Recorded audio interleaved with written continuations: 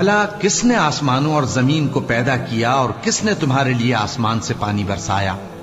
پھر ہم نے اس سے سرسبز باغ اگائے، تمہارا کام تو نہ تھا کہ تم ان کے درختوں کو اگاتے؟ تو کیا اللہ کے ساتھ کوئی اور بھی معبود ہے؟ ہرگز نہیں، بلکہ یہ لوگ رستے سے الگ ہو رہے ہیں۔ بھلا کس نے زمین کو قرارگاہ بنایا اور اس کے بیچ نہریں بنائیں اور اس کے لیے پہاڑ بنائے، اور کس نے دو دریاؤں کے بیچ اوٹ بنائی؟ یہ سب کچھ اللہ نے بنایا، تو کیا اللہ کے ساتھ کوئی اور معبود بھی ہے؟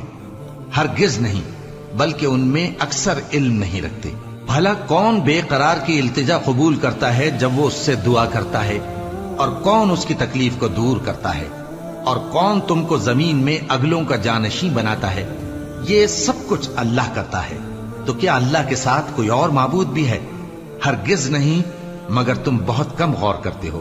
بھلا کون تم کو جنگل اور دریا کے اندھیروں میں رستہ بتاتا، اور کون ہواؤں کو اپنی رحمت کے آگے خوشخبری بنا کر بھیجتا ہے؟ یہ سب کچھ اللہ کرتا ہے، تو کیا اللہ کے ساتھ کوئی اور معبود بھی ہے؟ ہرگز نہیں، یہ لوگ جو شرک کرتے ہیں اللہ کی شان اس سے بلند ہے۔ بھلا کون خلقت کو پہلی بار پیدا کرتا پھر اس کو دوبارہ پیدا کرے گا؟ اور کون تم کو آسمان اور زمین سے رزق دیتا ہے؟ یہ سب کچھ اللہ کرتا ہے، تو کیا اللہ کے ساتھ کوئی اور معبود بھی ہے؟ ہرگز نہیں۔